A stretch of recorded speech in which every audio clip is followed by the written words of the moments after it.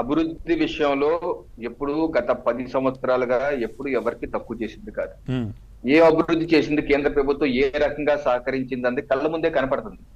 ఇప్పుడు 2014 ముందు జాతీయ రహదారులు రాష్ట్రంలో ఎన్ని ఉన్నాయి? 4,000 కిలోమీటర్లు ఉన్నాయి. ఈ రోజు అది 11,000 కిలోమీటర్లు అయింది. ఉమ్. ఇది స్వతంత్ర భారతదేశంలో పెద్ద రికార్డు.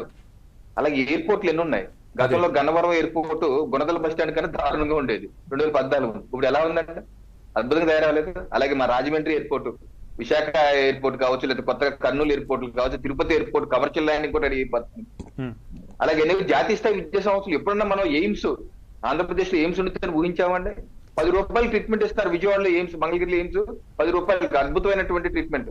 ఉమ్, అలాగే అనేకమైన జాతీయ స్థాయి మా ఇంటి కాకినాడకి నాకు 2 కిలోమీటర్స్ దూరంలోనే Indian institute of foreign trade, దేశంలో బహుశా మూడో ఉన్నాయి, ఇది మూడోది.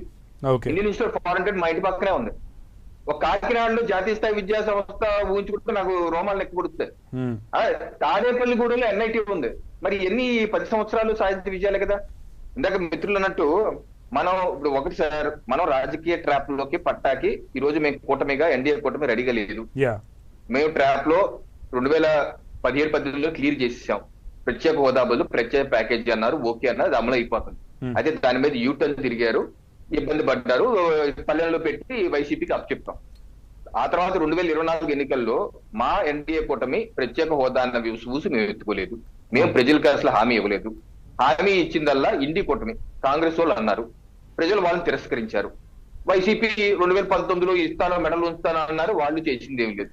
సో ఈ రోజు మళ్ళీ మేము వాళ్ళ ట్రాప్ లో పడి మళ్ళీ వాళ్ళకి ఏదో చెప్పే పరిస్థితి లేదు. అయితే మేము ఎన్డీఏ కూటమి చాలా నిబద్ధతగా ఉన్నాం. ఏ విషయంలో? ఆర్థిక అభివృద్ధి, పారిశ్రామిక అభివృద్ధి జరగాలి. ఉదాహరణ మీకు చూపిస్తాను. బల్క్ డ్రగ్ పార్క్, పాపరావు గారు దేశంలో వస్తారు. 3 బల్క్ డ్రగ్ పార్క్ కేంద్రం ఆమోదిస్తే ఒకటి ఈ కాకినాడ పక్కన ఉన్నటువంటి నక్కపల్లిలోనే బల్క్ డ్రగ్ పార్క్ కేటాయించారు. బల్క్ డ్రగ్ పార్క్ అంటే ఈ యొక్క పార్క్ నిర్మాణానికి కేంద్ర ప్రభుత్వం నిధులు ఇస్తుంది. దానిలో అనేకమైన వేల ఉద్యోగాలు వస్తాయి. ఉదాహరణ మీకు చూపిస్తాను. ఆ యొక్క నిధులు ఇచ్చి కూడా 2,225 కోట్లు గత సంవత్సరం ఇచ్చారు. పార్లమెంట్ లో అడిగితే సమాధానం చెప్పారు. ఇచ్చారు కదా, ఆ ప్రభుత్వం నిధులు మళ్లించేసింది. ఇప్పుడు ఆ బల్క్ డ్రగ్ పార్క్ ని సాకారం చేసుకోవాలి. అలాగే కాకినాడ పెట్రోకెమికల్ కాంప్లెక్స్ ఉందండి, 50,000 కోట్ల పెట్టుబడులు వస్తాయి. ఇది గత 7-8 సంవత్సరాలుగా ఆగిపోయింది. ఎందుకు ఆగిపోయింది? వైబిలిటీ గ్యాప్ ఫండింగ్ అని ఇవ్వాలి. అంటే సంవత్సరానికి 500 కోట్లు చొప్పున 10 సంవత్సరాలు ఇవ్వాలి. ఎవరికి? గెయిలు సెయిలు సంయుక్తంగా 50,000 కోట్లు పెట్టుబడులు పెడతారు. 50,000 కన్నా ఎక్కువ ఉద్యోగాలు వస్తాయి. ఇక్కడ ఉద్యోగ కల్పన జరుగుతుంది. ఇటువంటి ప్రాజెక్ట్స్ మనం సాకారం చేసుకోవాలి. అలాగే పోర్టులు మన నిర్మాణం వాళ్ళు ఏదో స్టార్ట్ చేశారు, ఏదో కహాని చెప్పారు. ఆ పోర్టు యొక్క నిర్మాణం పూర్తి చేసుకోవాలి.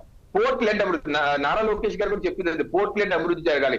ఆ యొక్క పోర్టులు అభివృద్ధి చేయాలి, దానికి జాతీయ రహదారులు, రైలు నెట్వర్క్ ఇవ్వాలి. సో ఇలాగ పరిశ్రమలు, రకరకాల హార్డ్వేర్ పార్క్ లాంటివి తీసుకురావాలి. సో మ్యానుఫ్యాక్చరింగ్ రంగాలు తీసుకురావాలి.